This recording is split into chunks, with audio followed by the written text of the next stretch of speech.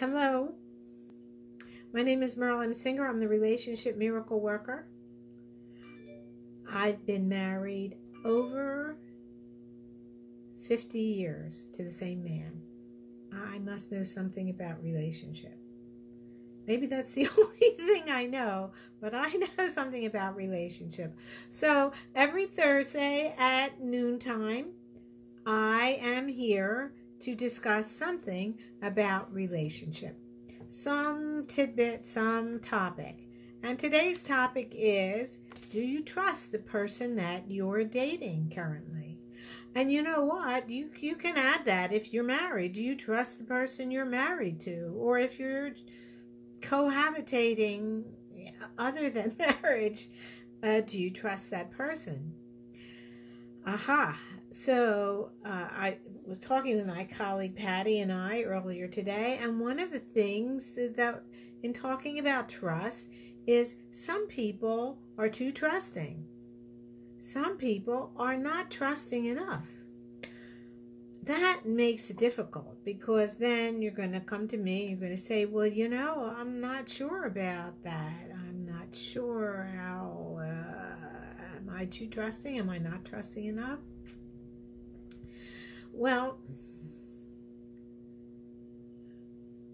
you can, over a period of time, if you have had relationships, and I'm not even talking necessarily romantic relationships, just relationship with friends or whatever, and you're always disappointed, it could be that you're not trusting enough. If you think everybody that doesn't answer your text is ghosting you, then you're worried a little bit too much about yourself. Here's the thing with relationships. First of all, I know you've heard me say this before. If you've heard me say anything before, you've heard me say the first relationship that you need to have, and you need to be really good and strong and able, is that relationship with yourself. And maybe it sounds silly or whatever, but you cannot skip that step. You must have a good relationship with yourself. You must. Now, when I say you have a good relationship with yourself, I don't mean that you think you're perfect. I don't mean that you forgive yourself everything that well, if I did it, it's the right thing to do. Not necessarily. I think that you're able to look at yourself and see yourself as an imperfect being. I can look at myself and very easily see that I'm not perfect.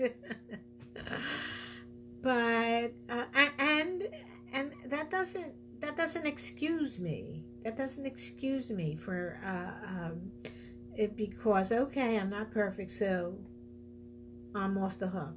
No. Certain things, if you're not good at, you need to work at doing better. For instance, trusting people. It's kind of important that you learn how to trust people and, yes, not over-trust them. And here's the way that you do that. You start out with somebody and you make a date with them. And if they show up on time and it's a good event, then okay, they've passed test number 1 of trusting. And each time you have them do something that if they don't do it right, it's not going to change your life any. You'll be disappointed, but not a big deal. And give them through a series of tests of seeing that they are trustworthy in these unimportant things, and each time give a little more, make it a little more and more and more important. And that's a way of putting somebody through a trusting situation. If you're in a relationship already, here's the thing. If you think they're doing something, cheating or something like that, and they shouldn't be, and they insist that they're not, you have to look back at yourself, and have you had a situation where is this a repeat? If your life repeats itself, then this is what I recommend.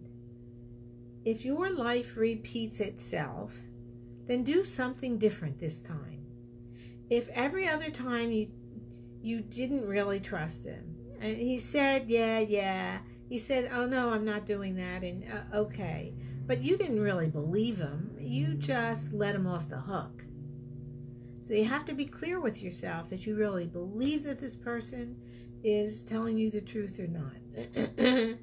And whatever you did last time, do something, because so many times we're in life and we know, okay, this isn't working, but how do I know what's working? So, and then what you do is just keep doing the same thing because I know how to do this, but it's not working. So here's my tip for the day. My tip for the day is to do something different. Anything different. Well, anything that's legal, moral, and not fattening. Do something different. If you always do it this way, do it another way. And if that doesn't work, do it yet another way. And keep trying to do it differently till you come. Listen, life is an experiment. Life is like being in the laboratory trying this, discover a medicine to get rid of COVID. Your life is, okay, well, let's see. This is not working. Okay, you don't get mad at yourself. You change what you're doing, that's all. And researchers are kind of amazing. They're very matter of fact. It's not, I mean, once in a while, of course, they were very hopeful that this would work, and it didn't.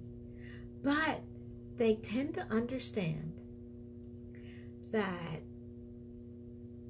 what you're doing, if it didn't work, you've now learned what doesn't work. And one of the ways, it's like carving. Michelangelo or whatever took a big block of stone and he carved out everything that didn't belong there. He carved out everything that wasn't the face. He carved out, got rid of everything that wasn't the robe of the person. And that's what you need to do with your life is, okay, this is a piece of the block that I don't need, and just carve out behaviors that have gotten you to where you don't want to be. And it'll take a while, because look how long it took Michelangelo to carve out that whole statue. And all he did was got rid of what doesn't belong. And that's how you can be with your life, is just get rid of what doesn't belong, and then you can trust. That next person that you have, that's a person you can trust. Because you can trust yourself. That's so important. So, number one, he's not cheating on you, and you're not cheating on him. Make sure that you have taken care of all the things that you need to do well. And remember, you're going to be imperfect. Remember, you're a human being. So you can love yourself and honor yourself and respect yourself as an imperfect human being. But you can do that for somebody else too. So, like I asked somebody to get a COVID test before they came to our house, and that person got really mad. But I'm protecting myself and my husband. Maybe I should have given them more time to plan it out. Maybe I should have said it somehow differently. But everybody has to take care of themselves in this kind of way as possible. And when it's we that's tending to get offended, and we say, hey, wait a second, that person has the same rights in their life as I have in my life, which is to make sure that they keep themselves safe. So it's odd, trusting. And perhaps if you have trouble trusting with a marital partner or some kind of romantic partner, practice with your boyfriends, girlfriends, whichever. Practice with your friends. Practice with your family at figuring out who's trustworthy and then trusting and making sure that you're the trustworthy one. I think that's the really important thing. Maybe when it comes to romance, what we're doing, we're adding the sex and the romance. But it's all based on the same kind of relationships that we have in the rest of our lives. So practice on the people in your life that you see every day. Practice on the people at work. Practice on the people in your family and your friends, and then you can add the romance and feel a little more sure that you have a good relationship and that you're trusting it and giving your trust because you have that value. I think that's it. If you're interested, by the way, if you're interested in looking for a partner, we're putting on a course called The Magic and Science of Love, 3 Special Secrets to help you find the perfect partner for you. None of us are perfect, but some of us are perfect partners. And if that's what you're looking for, check it out on my Facebook page. It's all over Facebook. That's it. I will see you next Thursday noontime. Have a wonderful week, and let me know about your trust and what you've learned from that. Have a great day. Bye, everybody.